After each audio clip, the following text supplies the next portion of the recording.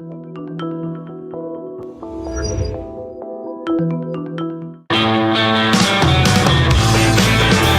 is the Gerry Callahan Show. All right, it is Friday, June 13th. Friday the 13th. I apologize. We're a little late getting the show going this morning. It's amazing. It's actually kind of depressing. We have more trouble getting our show up and running than Israel did taking out Iran's nuclear program and their entire military leadership. It is just breathtaking how skilled, how adept, how amazing the IDF is. Even if you don't support what they do, you have to step back in awe and watch it unfold. Why do people mess with Israel? Why does Iran mess with Israel? I know they think Allah is with them and they're going to protect them, but it didn't work out so well for Iran last night. In Tehran is a scene that's not Gaza, that's Tehran last night. The details of this Operation Rising Lion, it's called, are just incredible. They lured the head of the military, their commanders in the IRCC, into a meeting, Israel did, and then blew them up and killed them all. And they're dead, and the nuclear program is no more. Here's the way I look at it. As long as there are no U.S. troops involved, and there aren't, hell, the U.S. Has plausible deniability. They can claim, we can claim, we didn't even know it was about to happen, but Donald Trump gave them a deadline on April 12th. He gave them 60 days to sit down and negotiate and give up their nukes, and Iran did not. This was day 61. That's what yesterday was. On day 61, Israel sent 100 jets into Iran airspace about 1,500 miles away and did what they had to do. I look at it this way. I get three basic assumptions that I'll go with. That they were indeed close to enriching uranium and having a nuclear weapon. That's one. Two, the day they had a nuclear weapon, the day they could arm a ballistic missile, and they tested a ballistic missile 2 days ago, the day they could put the nuke on the ballistic missile is the day they were going to fire it at Tel Aviv or Jerusalem. It would begin that day, and potentially millions would die. So if you agree, if you believe that they were that close, then of course what Israel did last night was warranted. Of course it was justified. And of course it was incredible what they pulled off. There are a few facts here, revelations, that are just mind-blowing. This is from the Israel Times today, just a couple of paragraphs. According to an Israeli official, the Mossad, their intelligence operation, built a secret explosive drone base inside Iran for this morning's operation. The drones were used to strike ballistic missile launchers at a base near Tehran, preventing Iran from firing projectiles at Israel as the strikes began. They shot down 0 Israel aircraft. Additionally, vehicles carrying weapon systems were smuggled into Iran. These systems took out Iran's air defenses and gave Israeli planes air supremacy and freedom of action over Iran. So they built a secret explosive drone base inside Iran for this morning's operation. That's how advanced they are. That's how superior they are to the IRCG. It is simply amazing what they're capable of doing. You just shouldn't mess with the Mossad. You shouldn't mess with Israel. Israel, we hear the term existential threat all the time. That's what this was, an existential threat, a threat that if indeed they had enriched the uranium and armed a warhead, a nuclear warhead and a ballistic missile, then Israel, if they succeeded in their mission, they would wipe out Israel.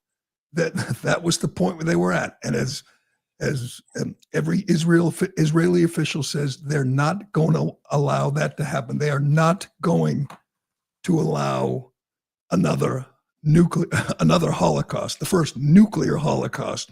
So all you have to do is take their word for it, that indeed Iran was close to a nuclear weapon, and it all makes sense. It's all perfectly justified. And every American, hell, every decent person in on the planet should agree this was overdue. This was absolutely justified. Here's a graphic that that Israel posted this morning, a little primer. They show the enrichment site in Natanz, and they show how vast it is. Hell, it's underground. This is what they took out last night. If you're watching along, they show this complex of a bunch of buildings, and then they go underground. This is what they took out. This whole facility, which was there, built to enrich uranium and create nuclear missiles. And if they were able to arm a number of missiles, not just one, they would have bombarded Israel with nuclear missiles. This is what they have to do. This is what they promised to do. We should tip our caps. We should salute them. It's not. We're not even close to sending troops. I know there'll be, Lindsey Graham will be ready to send troops into Iran and have regime change. I don't think that's what this was about. This isn't about regime change. It would be nice. The people of Iran would love it. They would welcome it, but that's not going to happen. And the thing we have to keep in mind, the thing that I always consider, is that Iran is responsible for the death of thousands of Americans in Beirut, in Iraq, all over the Middle East. They've killed Americans. Iran tried to kill President Trump. We didn't have to do this. They did it for us. They took out a number of Iranian commanders, and they did it in just incredible fashion. Get that apartment building. This was posted this morning. You want to know how precise Israel was?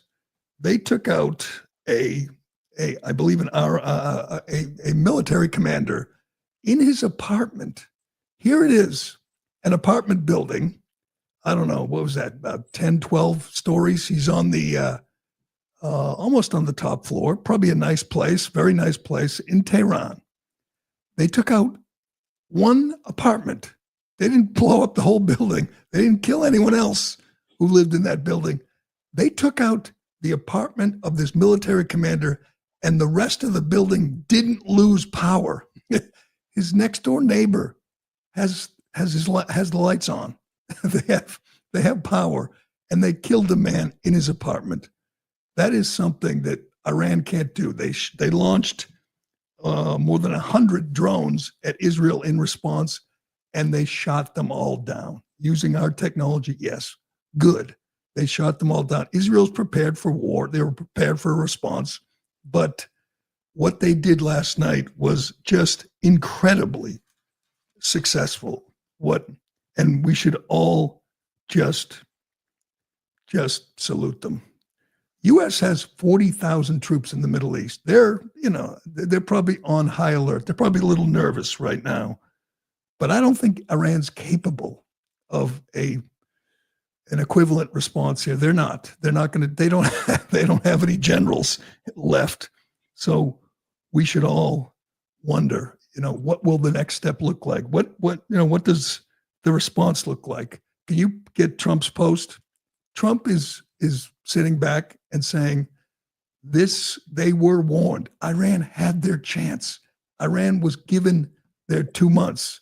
Here's what he posted on Truth Social this morning. 2 months ago, I gave Iran a 60-day ultimatum to make a deal. They should have done it, you think? Today's day 61. I told them what to do, and they just couldn't get there. Now they have perhaps a second chance. I guess you could say that. They have a second chance. They cannot build a nuke. The idea that, all these other countries have nukes. North Korea, Pakistan has nukes. Israel has nukes. So Iran should have nukes. No, because Iran has made it explicit. They were going to use those nukes on Israel, and their goal, their mantra is death to Israel.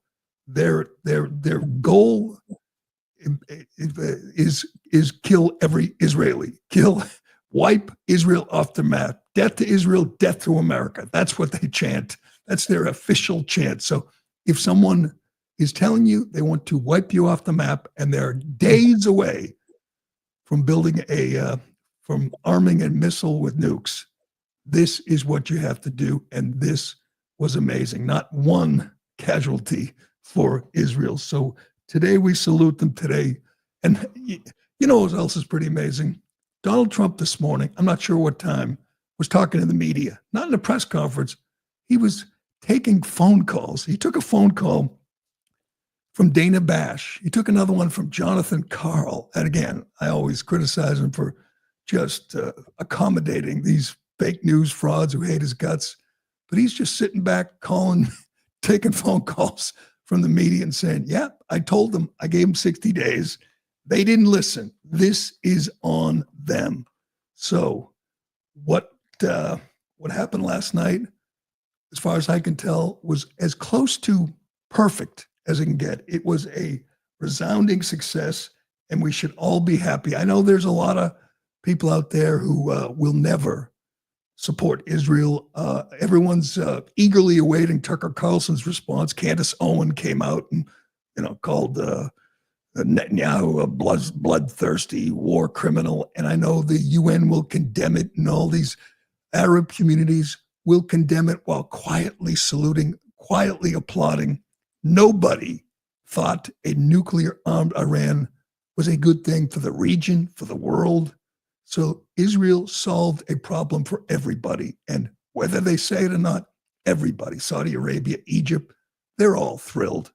Everybody should be thrilled. You can't have this fanatical, theocratic regime with a nuclear missile because they told you what they were going to do, and they will not get the chance to do it. So we're all sitting back waiting for war, but I don't think Iran's capable of retaliation at this point. But we will see. That was that was a tough break last night for Alex Padilla, the senator who nobody knew who he was. We got to get to this because yesterday was just a wild day in Washington, a wild day in LA. Oh, we got to get to the hearings too. I tell you all the time, I enjoy these congressional hearings. Yesterday may have been the best day yet on Capitol Hill for not a great day for sanctuary city governors. We got to get to that because these people just beclowned themselves. You thought J.B. Pritzker and Tim Walz and Kathy Hochul were embarrassments before this. Man, they were just stripped naked and spanked. Boy, that's quite the visual with J.B. Pritzker, with J.B. back ribs Pritzker. Man, did they humiliate themselves? But that's what Democrats do. Here's what I've said many times, but I'll say it again. The reason that the Democrats have a 23% approval rating, the reason that people are leaving the Democrat Party in droves, that they lost young people to Donald Trump, which is still hard to believe that they're losing a support among Hispanics, among blacks, among everybody, is they can't stop being crazy. They had one job last election cycle: stop being lunatics, stop supporting men and women's sports, stop protecting illegal alien criminals. They can't help themselves. They've dug in too deep. They have doubled down on crazy. And yesterday was the best example yet. Yesterday was the best day yet for sanity, for the Republicans at this point. For Donald Trump, it was another great day for Donald Trump because you got to see the unhinged lunatics that are leading the Democrat Party. This scene in LA at the press conference was just amazing for a number of reasons. But the Democrats thought it was a win. They thought this stunt by this unknown senator, Alex Padilla. I heard the name. I pay pretty close attention to this. I heard the name, Alex Padilla, lunged at Kristi Noem at a press conference. I said, who the hell is that? Is that somebody from, Univision, maybe CNN or MSNBC? Who was disrupting the press conference? And then they say, U.S. Senator. I said, Senator from what? From where? California. You mean Adam Schiff? No, Alex Padilla. I don't know who the hell the guy is. I couldn't pick him out of a lineup, and neither could most people. Nobody knows who he is. And Democrats are saying, oh, she knew who he was. They knew who he was. No, they didn't. Nobody knows who Alex Padilla is. But he was in D.C. He flew to California just to pull off this stunt at the press conference. She's at the podium. She's taking questions. He disrupts the proceedings, starts yelling. And what does security do? Secret Service do? They do what they're trained to do. They do what they had to do. This is the response when you have a person who's out of control, who's disrupting the scene, who's yelling at a cabinet secretary. And before we watch this, let's just review what we've been through in the last year. 2 attempts on Donald Trump's life. He was shot in the head on July 13th last year. 1 million threats to Donald Trump's life. We've told you about that poll. A poll among Democrats, 55% said they want Trump dead. Almost 50% said they wanted Elon Musk dead. We got Luigi Mangione shooting a CEO in the back. We got we have crazy leftists throwing Molotov cocktails at ICE agents. We have endless threats to the lives of Republicans. And Kristi Noem is kind of become one of the faces of the Trump effort to remove illegal aliens, which has set Democrats off. So her life is in danger. She's been on raids trying to take out the illegal aliens, trying to get them out of the country. So of course they want to hurt her.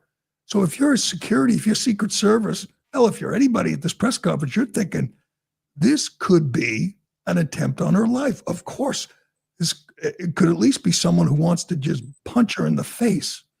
That's what the Democrats have become, the party of violence. Their response, their children. We've seen it so much lately where they respond with just emotional outbursts. That happened at this press conference. She didn't know it was a senator. Nobody knew. He wasn't wearing his little Senate pin or some badge saying I'm a senator. He was just a crazy man. Let's watch. Tried to insert it I want to know why you city. didn't insist So I want to say on thank you to exaggerating every and single embellishing. person Sir, that has sir, been able to do this. Hands up, hands up. Also, I want to I'm talk Senator Alex Padilla. I have questions for the secretary because the fact of the matter is a half a dozen violent criminals that you're rotating on your. I also want to talk about specifically. Hands behind your back. Hands behind your back. If you let my hands go ahead, behind my back. All right. Cool. Move the hand. Lay flat. Lay flat. Other hand, sir. Other hand.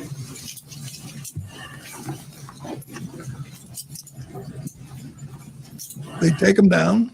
They do what they had to do, and they handcuff him. Shortly thereafter, they verified that he was a senator. I'm not sure why that even matters. So you're a senator. You're allowed to disrupt and threaten a cabinet secretary? They did what they should have done. What did you think they were going to just let him charge the podium? Here's the incredible thing. They think this is a victory. They think this worked, this stunt. One by one, they went before the cameras, including Padilla, who was crying in front of the cameras. One by one, they stood up. Here's Chuck Schumer standing up and acting as if those Secret Service agents, those security guards did something wrong. What were they supposed to do? Just let him go? I'm Alex Padilla. Oh, what does that matter? You know, so they're supposed to just let him charge the stage because he says he's a senator? That's not how it works. You don't get to just blurt out, I'm a senator, and then let you go. And Democrats are defending it by saying he identified himself. He identified himself after he caused the scene, after those agents, those security guards took him down. And by the way, he pushed them. He did just like that big woman, the MacGyver, LaMonica MacGyver in New Jersey, who was pushing ICE agents. They should have charged him. I don't know why they just let him off the hook. And then he had a meeting with Kristi Noem. When she did it, they made a statue in Times Square of her. Remember that? Well, they might do that with this guy. They are defending one after another, saying what a disgrace it is, what they did to him. What did you want them to do to him? They acted completely 100% appropriately. It was a stunt. This unknown senator wanted to make a name for himself, and then afterwards he says, imagine what they do to farm workers and cooks.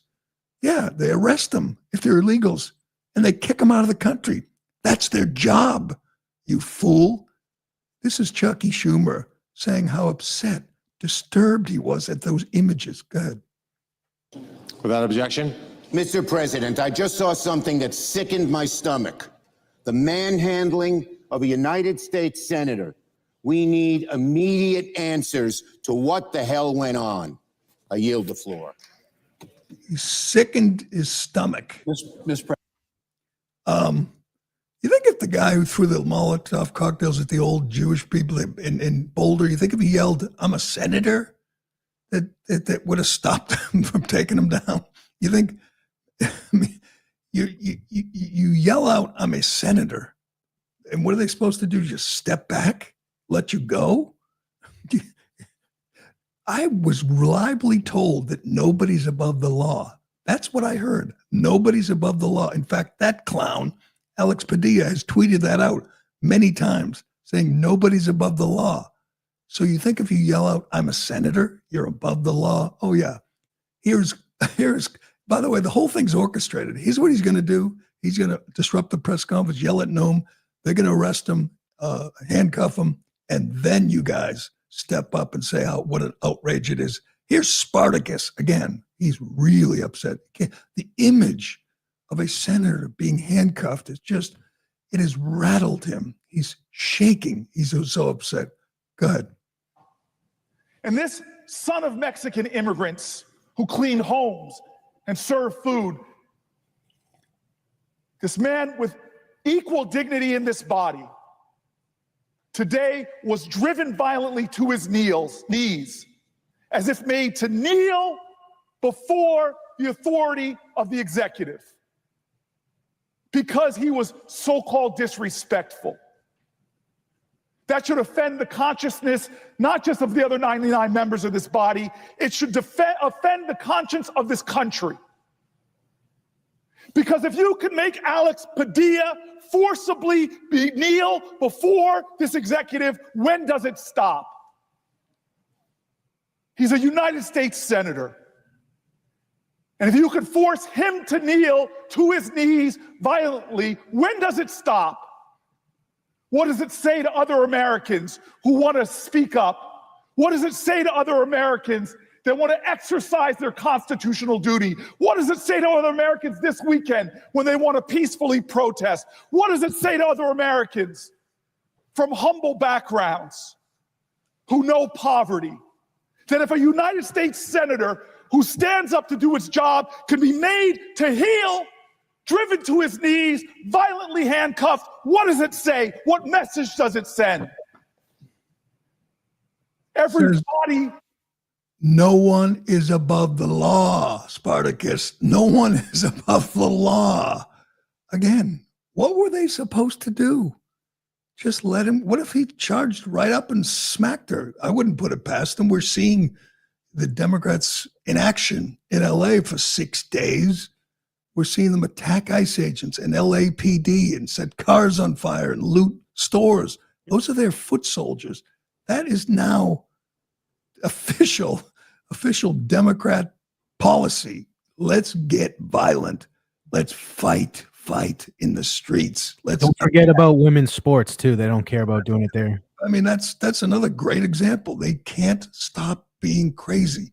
This thing, what we saw yesterday from Padilla, it is another great example. It's like you look at this, say you're not particularly political, and you hear them screaming about what an outrage it is, and you say, wait a second. He was in plain clothes, wasn't in a suit and tie. He charged the stage screaming at Kristi Noem, whose life has been threatened, I guarantee you, many, many, many times. There's lots of credible threats. The people in the room, if you see the wider shot, they're all startled. They're all rattled, going, oh my God, here we go. Another whatever, Mangione, another Steve Scalise, another crazy Democrats attacking a Republican. We have a real threat on our hands. He's lucky they didn't tase him. He's lucky they didn't beat him. They just took him down. neutralized the threat, and then let him go and gave him a chance to play the latest Democrat martyr. Just incredible. And they think it's a victory. They really do. These people, they're misreading the room. They're literally misreading the room, thinking that was going to be a win for them. Then they could all just stand up and scream and feign outrage. Just, they've learned nothing. These are the people who raided Trump's home, who arrested him, who charged him with 93 felonies, who kept him in court also, who took his mugshot for nothing, who arrested everybody around him, put Steve Bannon and Peter Navarro in prison, who put him through hell. And now they want to tell you that their guy, this unknown senator from California, is above the law. That's what they would like you to know. But that wasn't the best part yesterday. That wasn't the most humiliating moment. My God, we could do 3 hours today on these hearings yesterday. There's just one viral moment after another. We told you this would be good. These 3 sanctuary state governors in front of the Oversight Committee. It was just performance art. They just humiliated them. And from one congressman after another, they just kept exposing these frauds. I love this. I say this all the time.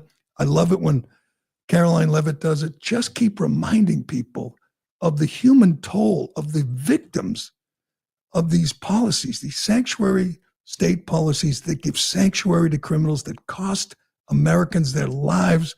They went through the list. They showed you the photos. They talked about Laken Riley and Jocelyn Nungary and that poor woman who was set on fire in the New York subway by an illegal alien. This is the cost of these feel-good policies. You know, their sympathy for illegal aliens. There are real victims, and God bless these Republican congressmen who just kept going at it. It was great. We'll get to that and much more. But first, Excuse me. if you've ever searched for your name or address on Google, it's shocking to find how many results have your personal information, and it's not by chance. Data brokers and people search sites, collect your personal information, your name, address, phone number, financial info, income, and hundreds of other records. They sell it and share it publicly without your consent.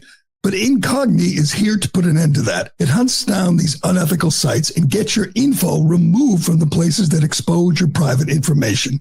You don't have to email anyone, fill out forms, or jump through hoops. They handle the entire process for you. Incogni is also continually monitoring if your data is put back into these databases, requesting repeated removals. This way, it keeps them off there forever. So you get fewer spam calls, spam emails, and you get more peace of mind. And best of all, you can cancel anytime, and they offer a 30-day money-back guarantee, so you can get it completely risk-free. Right now, you get 60% off an annual plan by going to incogni.com and use code word Callahan. That's incogni, incogni.com/Callahan, and use the code word Callahan at checkout. You get 60% off and protect your data for an entire year.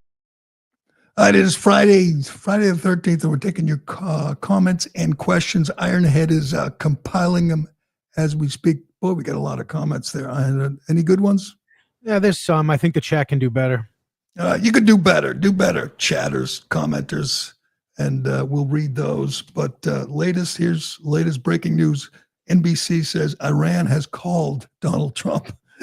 I bet Trump took his call. He took a call from Dana Bash and a call from Jonathan Karl. I bet he took a call from the Ayatollah this morning, who said, could you please ask them to stop? You know, they probably said, you mean you meant that? That 60-day deadline? You meant that? Oh, we thought you were just bluffing. Well, they weren't bluffing, and they're paying a price. Right now, they're looking at, we need generals. Anyone want to be a commander? It's like being a head of Hamas at this point, or Hezbollah. It's a temporary job. It is, but they have been devastated. But speaking of devastated, this hearing was just incredible. Again, every time a Democrat goes under oath in front of a Congress, they remind the American people just how far gone they are, just how lost they are as a party, just how crazy they are. It was because we know sanctuary city policies. We know to Democrats, to lefties, it feels good. They're our neighbors, they're our friends. They cook our food. They pick our crops. Then you say, what about the gang members who killed a kid, or who deal in fentanyl? And they say, well, yeah, there's always going to be bad apples. No, your policies have cost people their lives, let alone billions of dollars in hotel rooms and phones and food and health care. Most people have woken up. They realize the policies of the last 4 years and longer than that are utter insanity. There is no good that comes for this country. They're just a really bad idea, dangerous, deadly in some cases. And the Republicans came prepared. I want to start with another Boston guy, Stevie Lynch. Stephen Lynch, I want to start with this because Stephen Lynch used to be considered a moderate. And Stephen Lynch knows that he has to tack left. He has to join the crazies in his party. He has to spew the same talking points as the squad, because if not, he will be primaried from the left. There'll be some crazy left-wing lunatic who will challenge him and win. That he is a dinosaur. He's an endangered species. He's a 70-year-old white guy and a moderate in some people's minds. So he has just decided to go all in with the crazies in his party. Some people think this is disappointing. I thought it was hilarious. He sounds like Ayanna Pressley now. Sounds like AOC, Liz Warren. He sounds like just another nut. He starts off the freaking hearing. He's on the committee, so he gets his 5 minutes, and he goes there. Right, he goes there again. They're Nazis. They're Gestapo. They're secret police. That's not working. We see what's going on. The Gestapo didn't take people and give them $1,000 and send them back to their home countries and tell them to reapply to come into the country. No, the Gestapo put them in camps and killed them. That's not what's happening here, you absolute clown. No one is buying this line. They're not Nazis. My God, it's offensive. I don't get offended by much. It's offensive watching these heroic agents of Immigration and Customs Enforcement trying to make our cities safer, trying to remove hardened criminals from the community. And clowns like this live in their little bubble, who aren't affected by it, who aren't living next to Kilma Abrego Garcia, say, oh, this is just awful. It's like Nazi Germany. But he did not hold back. He went all in. Watch this. Neighbors at Home Depot, parents who are taking their kids to school. In late March, ICE agents wearing masks and hoodies detained Rumeysa Ozturk. And those of you who watched that abduction, when you compare the old films of the Gestapo grabbing people off the streets of Poland, and you compare them to those nondescript thugs who grabbed that graduate student, it does look like a Gestapo operation. It does look like the Gestapo. She was snatched away and detained 1,700 miles away.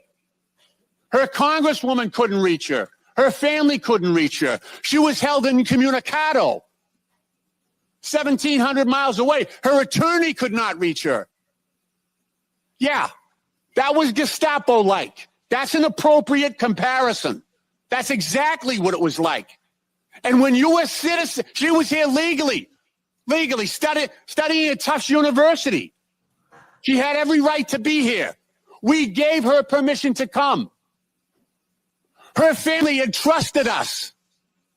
They chose Boston because it's a place of intellectual freedom and respect for cultural freedom. And that trust was apparently misplaced. Gestapo. Did she get sent to a concentration camp? Is she no longer with us?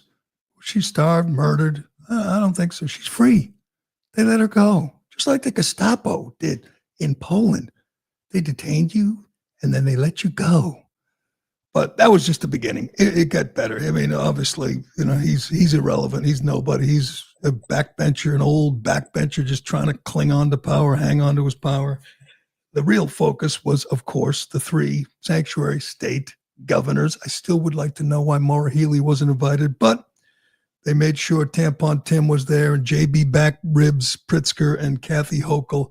And I'm telling you, if you haven't watched these clips, you should go, all of them. It is just one after another. It was just spectacular. What do we got? Ironhead. We got all kinds. I want to do Elise Stefanik with Kathy Hochul. This was the best one. It's too long. It's her entire 5 minutes, but it is so good. She goes through all of the illegal alien monsters that this woman protected, this woman continues to protect. Kids who were murdered, the woman set on fire on the subway, one after another on Kathy Hochul's watch. And Stefanik is so good at this. Stefanik might run for governor, which this could be kicking off her campaign. She might be, candidate for vice president for our next president, J.D. Vance, whatever. But in these moments, in these hearings, she is at her best. Here she is going at Governor Hochul. Thank you. Governor Hochul, on your first day in office, you signed Executive Order 1. Is that correct? I believe it is. And you extended this executive order not once, not twice, but 3 times, most recently January 16th this year. Is that correct? If that's what your facts show, I signed countless executive orders. I would assume you'd know it's Executive Order 1. And this is a continuation of your predecessor's sanctuary state policies, correct? Is included in that. I want to be sure we are defining sanctuary state properly. I'll define it for you. It is the policy of the state that state officers or employees shall not disclose information to federal immigration authorities for the purpose of federal civil immigration enforcement. It goes on to say, law enforcement officers may not use resources, equipment, or personnel for the purpose of detecting and apprehending any individual suspected or wanted for violating a civil immigration office. Law enforcement officers have no authority in the state of New York to take any policy action solely because the person is an undocumented alien. That's a quote in your executive orders that you extended. Now, do you know who Sakir Akan is? I want to get back to the first part. No, I'm asking a question. Do you know who Sakir Akan is? I want to make sure you understand that this simply says that we will cooperate with ICE. No, it does not say that. I read what it says, and let me talk to you about the results. Do you know who Sakir Akan is? You should, as the governor of New York State. Do you know? Refresh my recollection. He was an illegal migrant in New York. And do you know what crime he committed in addition to being here illegally? No, I do not. You do not. This was widely reported. He found a 15-year-old girl, threatened her with a metal pole, told her to get into the back seat of his car. He took her clothes off and he violently raped her in Albany, New York. Do you know who Sebastian Zapita Khalil is? I'm sure you'll tell me there's many cases, whether they're— These are high-profile cases. Yes. New Yorkers know about them and you don't. So let's talk about Sebastian Zapita Khalil.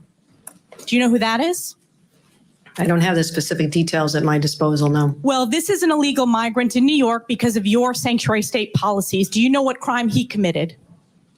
I'm not familiar at this moment. I bet you're going to be familiar when I remind you. He found a sleeping woman on the subway, lit her on fire, and burned her alive. This is in Kathy Hochul's New York. And as I'm sure you are aware, and I'll remind you, that ICE issued an order to detain this violent criminal, but that was rejected by New York officials due to sanctuary state laws. Now, do you know who Raymond Rojas Basilio is? Keep going. These crimes are horrific. Because of your sanctuary state policies. In all of these cases, we would work with ICE to remove them. You did not in this case. They are walking on the streets because of your policies and your executive order that you signed 3 times. Now, Raymond Rojas Basilio, do you know who that is? I'm telling you this. I will explain to you the policies of New York. We cooperate with, I know you're just trying to. You do not. Specifically, ICE was told not to detain this individual, and he burned a woman alive on the New York subways in Kathy Hochul's New York. So I will keep on going. What about Raymond Rojas Basilio? Do you know who that is? I'm going to tell you our overall policy, which will address all this. I'll tell you who that is. He is an illegal who molested an 11-year-old in our state because, again, of your sanctuary state policies. This illegal was shielded from federal immigration enforcement and able to commit this heinous crime. There you go. I'm telling you, this is what they have to do every day until it ends, until these sanctuary states stop providing sanctuary to the worst people in the world. Again, they like to talk about in theory, in vague terms. We immigrants built this country. They're our neighbors. They're take care of our kids and our parents and grandparents. They also light people on fire on the New York subway. People who were supposed to be turned over to the feds to be deported, and New York protected them, and people are dead. It went on like this for hours. It was beautiful. They did the same thing to J.B. Pritzker, the same thing to Tampon Tim, and they got to keep going. They put pictures up of them too. Brandon Gill asked about Jocelyn Nungry, and they didn't even know who she was. Doesn't everybody know? But they don't. They don't matter to them. J.B. Pritzker didn't know who Jocelyn Nungry was, a 12-year-old girl who was tortured and raped and murdered by two illegal alien scumbags that the Democrats let into this country, that let into Houston, Texas. But there were so many fun moments. Let's get to, give me Brandon Gill with Pritzker, because this is good. This is good.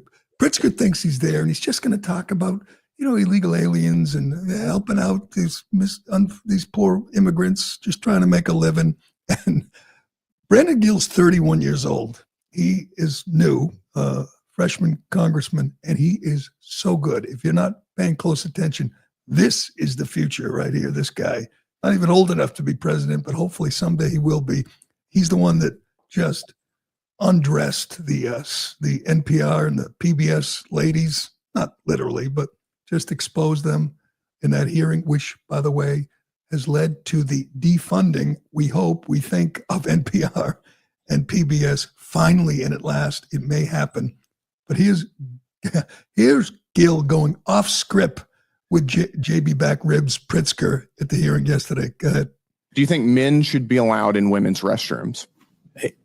I'm not sure why this has come to this issue. You tweeted that as a protest against President Trump, everyone should use the other gender's bathroom today. Have you ever used the women's restroom? Not that I can recall ever. You wanted everybody else to do it, but you didn't. Sir, I'm not sure why we're on a topic that has nothing I'm asking to do you, with you're advocating for men to use women's restrooms, but you didn't do it? I do not advocate that, no.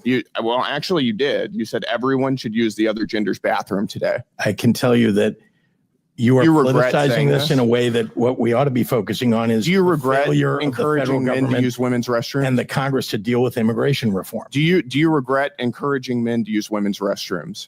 Again, you're taking us on topics that have. Did you ever consider that women don't want you in their bathrooms?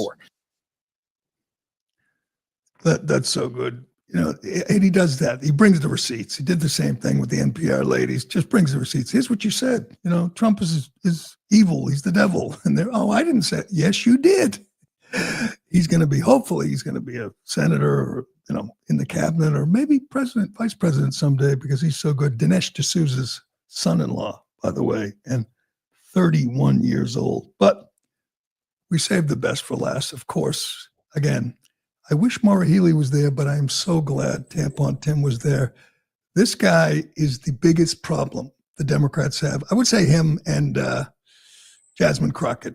Jasmine Crockett, see if you can get this for me, Ina. Jasmine Crockett went on a rant during this hearing, and she said, it's just because some guy killed someone, we're supposed to kick all the illegal aliens out. She's so cold and soulless. But to get Nancy Mace with Tampon Tim, this is just incredible for one reason.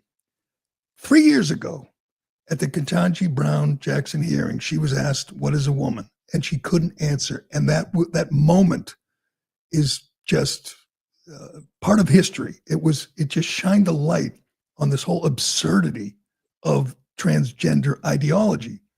And it went viral, and it's still viral. You know, what is a woman? And they can't answer it. So this clown has had 3 years to prepare an answer. Someday he's a big proponent of boys and girls sports, boys and girls locker rooms, men and women's bathrooms. And he wasn't ready for this question. He didn't have an answer to the question of what is a woman. He was stumped. He is such an embarrassment. And I tell you, he's running for president. He's not going away. He's still a freaking governor, which is amazing. People of Minnesota should hang their heads in shame. But he's going to run for president, and we're going to see this at the debates, on the campaign trail. He's incapable of conducting himself in public without completely humiliating himself, which is a great thing. But here he is yesterday getting stumped by a question that he should have seen coming for 3 years. Go ahead. What is a woman? What is a woman is the question. I'm not sure I understand the question.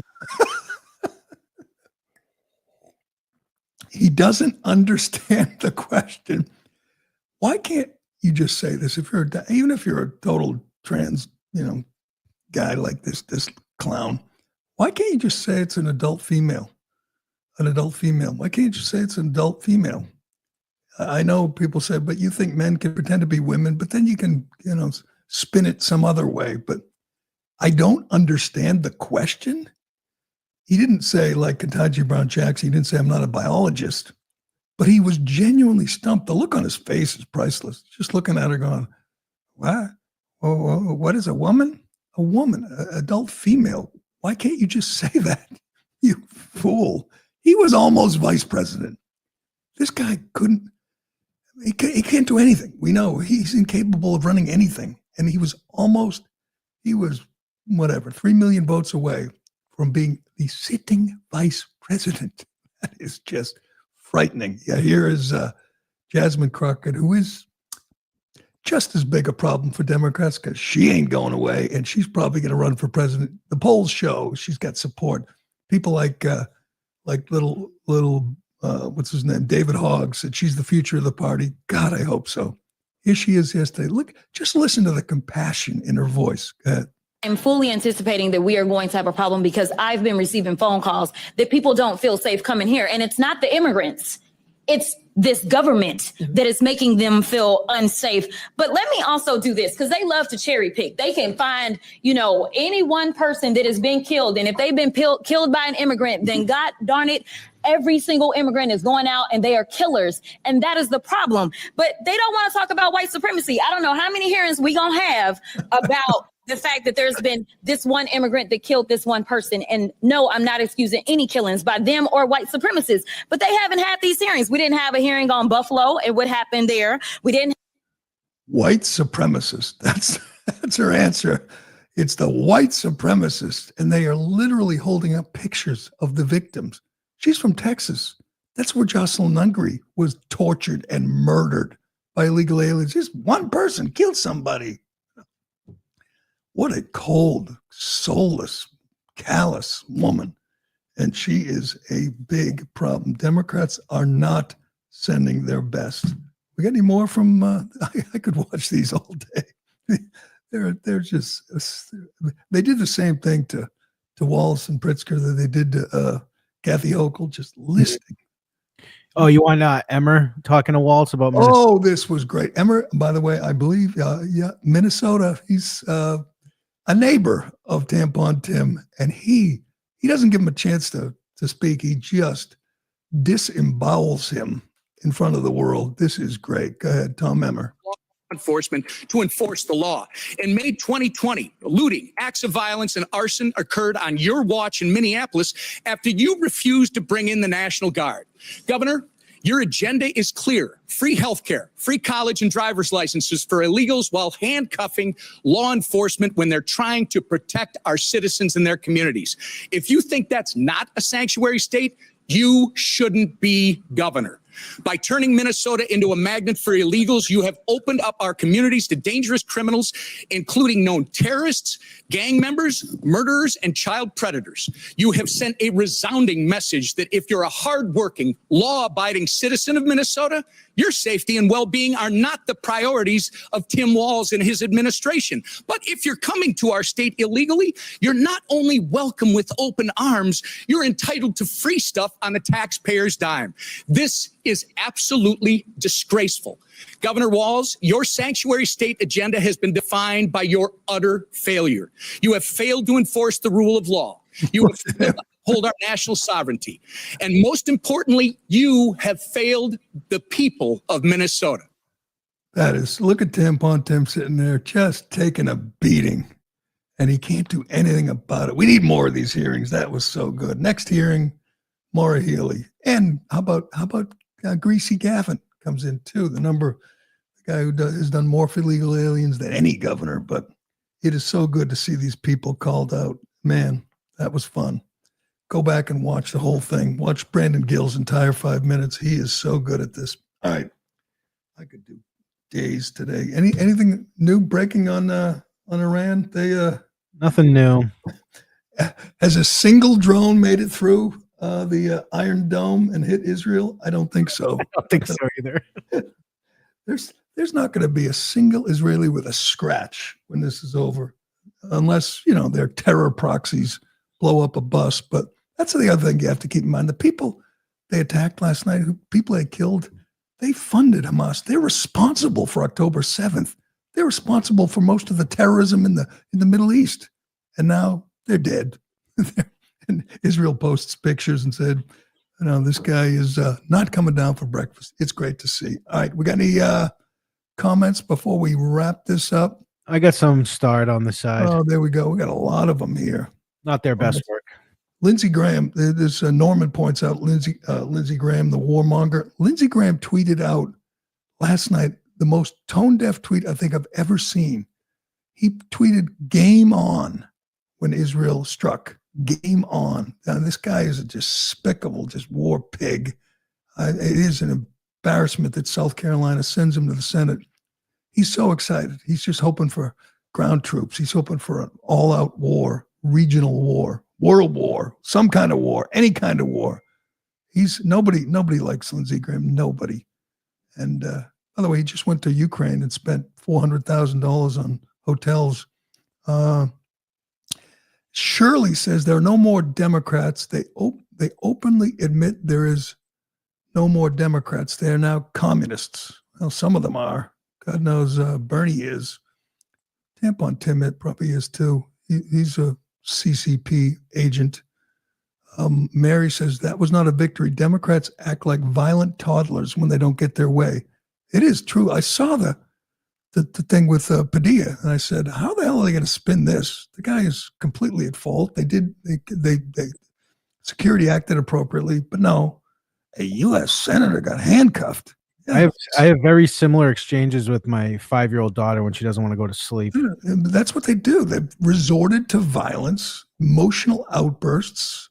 We see it every day. We're going to see it big time, bigly tomorrow across the country. Julie says, don't be stupid. That was a press conference with high security. They knew who he was. They didn't know who he was. I didn't know who he was. I mean, maybe you cannot barrel past the secret. That's true. So what if they did know who he was? What were they supposed to do if they said, "Oh, that's a U.S. senator"? If they recognized him, if it was, Hakeem Jeffries, they're just supposed to let him go, start screaming, storm the stage. Larry says, stupidity of sanctuary city and state laws are not active to mesmerize the electorate. L.A. got exactly what it deserved. Well, I guess so. A lot of people say Trump shouldn't send troops because let LA burn. That's what they voted for. That would be. But I still think of those store owners and the few people that don't support Democrat policies, and they're trapped in this hellhole. And I think it was perfectly appropriate to send the National Guard. By the way, a judge in San Francisco, this Judge Breyer, Stephen Breyer's brother, he wears a bow tie, big radical lefty. He he declared that Trump doesn't control the National Guard, and then he was overturned like 3 hours later. I mean, everything Trump does, they just have some crazy district court judge overturn it and then wait for a higher court to overturn it again. It's just that's what they got. They got radical foot soldiers. They got Antifa and they got district court judges. That's what they got on their side. They sure don't have the American people. All right, a couple more. Hochul, the clown, is never at a loss for garbage rhetoric. You know what struck me with Hochul? She's not smart. I mean, some of these Democrats are smart and pointy-headed intellectuals. She's a moron. How did she ever get elected? I mean, who can look at her and say, yeah, that's the best we can do? I remember, Arias says, I remember the last hero Dems had MS-13 tattooed on his knuckles. Yes, he's in court today, I believe. Kilmar Abrego Garcia. I think Chris Van Hollen will be there in court today to support. Yeah, he'll be sitting in the family section crying with his handkerchief. Weeping and reaching out to him as he's taken away. I can't wait till they're going to present evidence that he was human trafficking for years, including trafficking children. I don't think that's going to go the way Democrats hoped. And tomorrow is not going to go the way Democrats hoped. Huge celebration, the 250th anniversary of the Army and Donald Trump's birthday in D.C. This is going to be impressive. And it is going to trigger the Democrats like nothing ever. There are going to be these no kings. Yeah, kings. Donald Trump's a king who gets overturned. His agenda gets overturned at every turn by district court judges, just like all kings. There it is. Walz is going to appear at the rally in Minnesota. No kings, the rally, the protest. It's going to get pretty dicey tomorrow. There's going to be violence. There's going to be fires, vandalism, arson, and a beautiful parade celebrating American greatness. What a day tomorrow.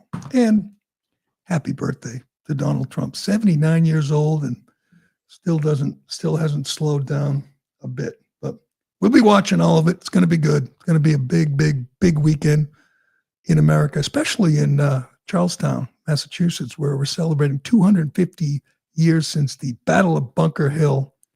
Big celebration here, too, everywhere. Good day, big day in America. But that will do it for today, this Friday the 13th. Thanks for watching. Thanks for listening. I'm Gerry Callahan. This is The Callahan Show, and we will do it again Monday morning. What is a woman? What is a woman is the question. I'm not sure I understand the question.